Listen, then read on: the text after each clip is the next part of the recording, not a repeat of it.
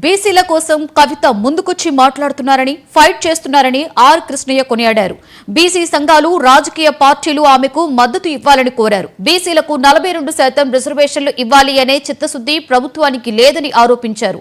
బీసీలకు 75 ఏళ్లుగా అన్యాయం జరుగుతోందని, వాస్తవ పరిస్థితిని అర్థం చేసుకుని కమిట్మెంట్తో పోరాటం చేయకపోతే చాలా ప్రమాదం ఉందని వ్యాఖ్యానించారు. ఇప్పుడున్న రిజర్వేషన్లు కూడా తగ్గుతాయని హాట్ కామెంట్సే చేశారు. జూలై 17న జరిగే జాగృతి రైల్ రోకోకు ఖచ్చితంగా మద్దతు ఇస్తామని ఎమ్మెల్సీ కవితకు ఆర్ కృష్ణయ్య హామీ ఇచ్చారు.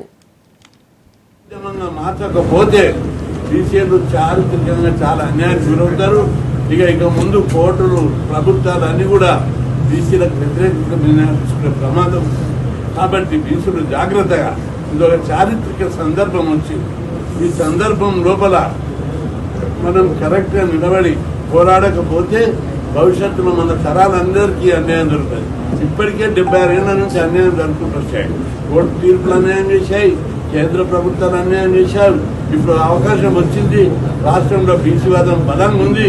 ఇట్లాంటి సందర్భంలో కుల సంఘాలు, బీసీ సంఘాలు, బీసీ నాయకులు అందరూ కూడా కలిసికట్టుగా, మీరు అందరూ కుల సంఘాలు కానీ, బీసీ సంఘాలు కానీ, బీసీ నాయకులు పార్టీలు ఉన్న పార్టీ బయట ఉన్నా, ఇది ఒక చారిత్రక సందర్భం వచ్చింది. ఇప్పుడు కనుక మనం కమిట్మెంట్తో నిలబడకపోతే, పోరాడకపోతే ఇది భవిష్యత్తులో పెద్ద ప్రమాదము. ఈ 42% కాదు కదా, ఇప్పుడు ఈ రిజర్వేషన్, పునర్ రిజర్వేషన్ కూడా ఇంకా తగ్గే ప్రమాదం. ఎందుకంటే జనాభా ప్రకారము ఎస్టీల జనాభా 10%.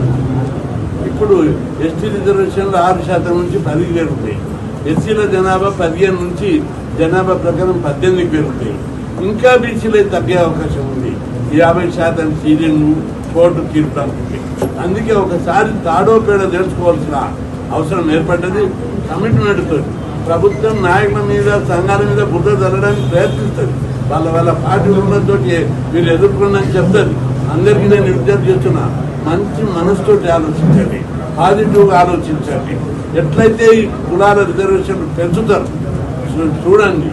ఈ ఒంటిగా మా డైవర్ట్ పాలిటిక్స్లో ఇరుక్కొని పరిశాన్ అయ్యి జాతి ద్రోహంకు పాల్పడొద్దని ఇప్పుడు కవితమ్మ గారు వచ్చారు. ఆమె బీసీ కాకపోయినా బీసీలకు అవుట్ రైట్గా కమిట్మెంట్తో వస్తుంది. ప్రజా ఉద్యమంగా మార్చకపోతే బీసీలు చారిత్రకంగా చాలా అన్యాయం గురవుతారు. ఇక ముందు కోర్టులు ప్రభుత్వాలు అన్ని కూడా బీసీలకు వ్యతిరేకంగా ప్రమాదం. కాబట్టి బీసీలు జాగ్రత్తగా, ఇదొక చారిత్రక సందర్భం వచ్చింది.